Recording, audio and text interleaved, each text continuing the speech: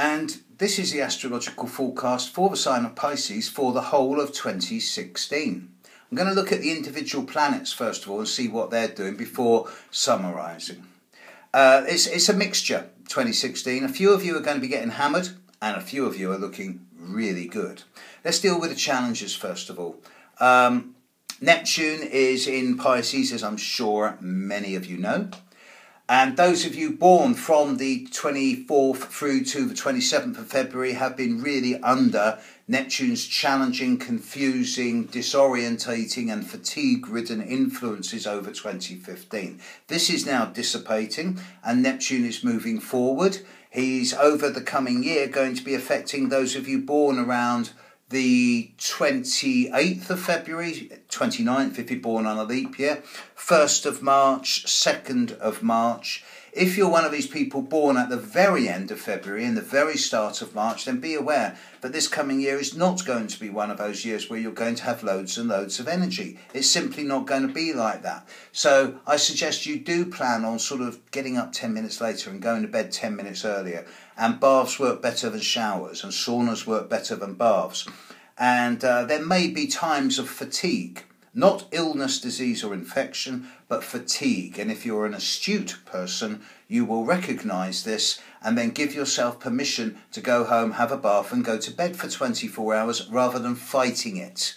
Because Neptune is insidious when he's hitting you in a fatigue-ridden way. Add to this that Saturn is also affecting quite a few of you. Saturn's going to also be affecting those Pisceans born from February the 28th, but this time right through to those born around March the 12th. And if you're one of these Pisceans, then be aware that over the course of this year, you will be being asked to use your physical energies in a much more disciplined and focused way.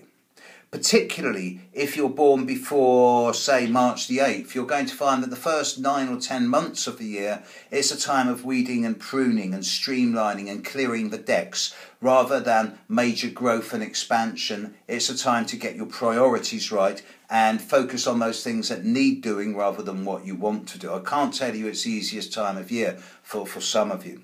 However, Pluto is smiling on quite a few of you, and if you're one of those Pisceans born around the the 2nd, 3rd, 4th, maybe 5th, 6th of March, then Pluto's bringing the opportunity for transformation, again through disciplined hard work, but generally looking good.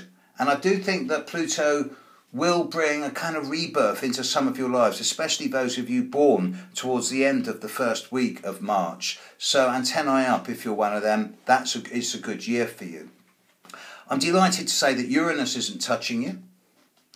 Jupiter is. He's in your opposite sign.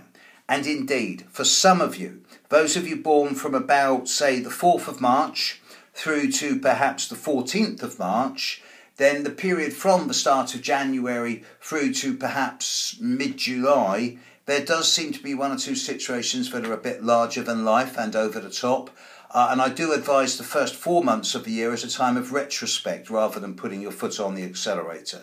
You can take chances from May through to July if you're one of these people, but chances not risks, and don't hit the accelerator too hard.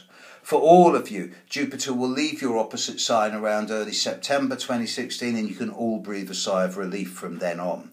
Mars is going to be affecting a few of you.